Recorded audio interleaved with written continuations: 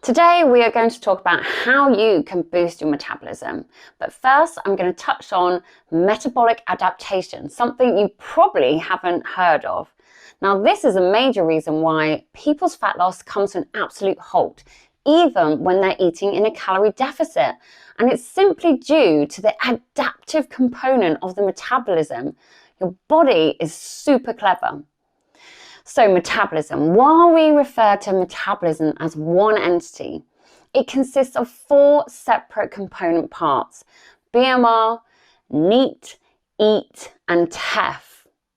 And there are resources in this week's resource area that you can go in and look at these in a bit more detail. So BMR, as you're sat here now, watching me, there's a bunch of chemical processes occurring inside of you. Even if you're just sitting here breathing, or perhaps it's your brain using calories to process what I'm currently saying. All of this stuff, believe it or not, burns calories. And this makes up your BMR, or your basal metabolic rate. Now, your BMR makes up the chunk of your metabolism and accounts for around about 60 to 70% in most people, right? Then we're going to move on to NEAT. That's non-exercise activity thermogenesis. And that is all the activity that you're doing in the day that is not intentional exercise.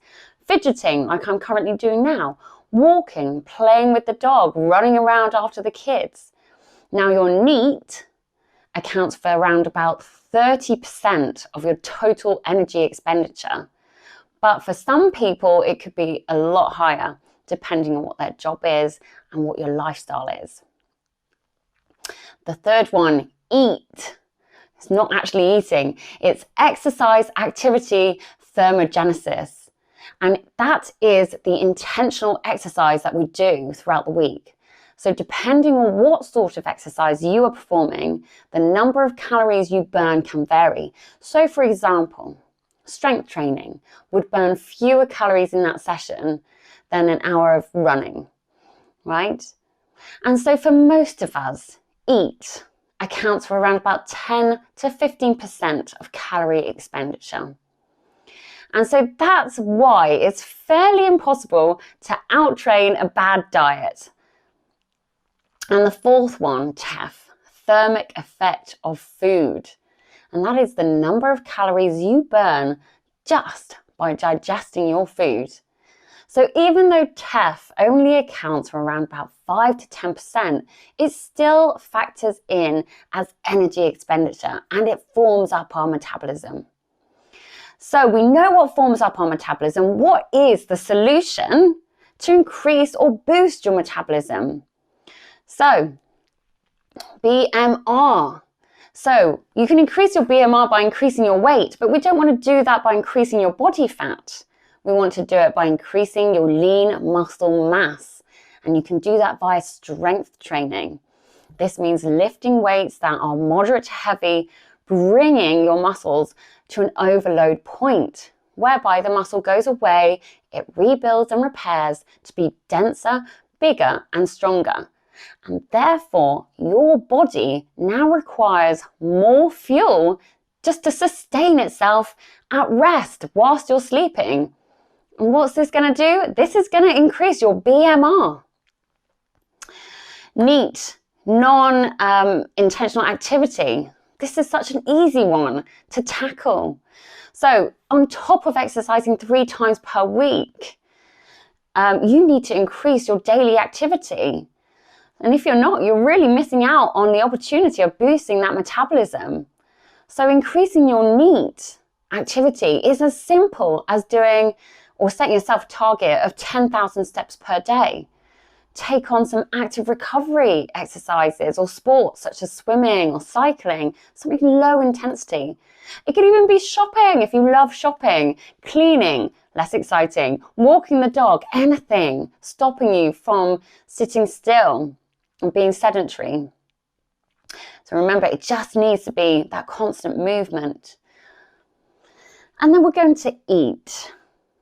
that intentional exercise. So you want to maintain a regular and structured training program, at least 3 sessions per week at moderate to high intensity. That's really important, and consistency here is key. TEF.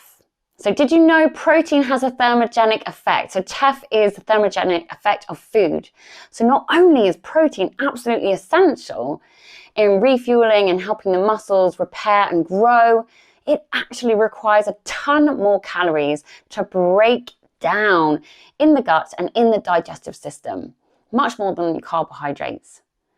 And most people don't get enough protein. So just by simply focusing on hitting your protein goal, you could benefit your fat loss goals and you could boost your metabolism. So let's look at the key takeaways here. We want to do more active recovery and get more active on non-workout days. We want to stick to a structured training program in the week. And your calorie intake should be a reflection of your BMR if you're looking for weight loss, right? Or if you're looking to gain weight, they go hand in hand. So if you're looking to increase your BMR, we want to increase your lean muscle. We want to make sure you're hitting your protein goal because that will benefit your lean muscle, your recovery, your fitness, your performance, and your fat loss goals. Really simple, easy steps, right? But we just need to put them into action. Head to the resource page. It gives you a full breakdown of all the 4 elements that make up your metabolism. And by learning that, you can keep those in mind each and every day and think about what you're doing. Are the activities that you're doing, are the foods that you're eating benefiting your body and your metabolism to the best they could possibly be? And that concludes this video this week.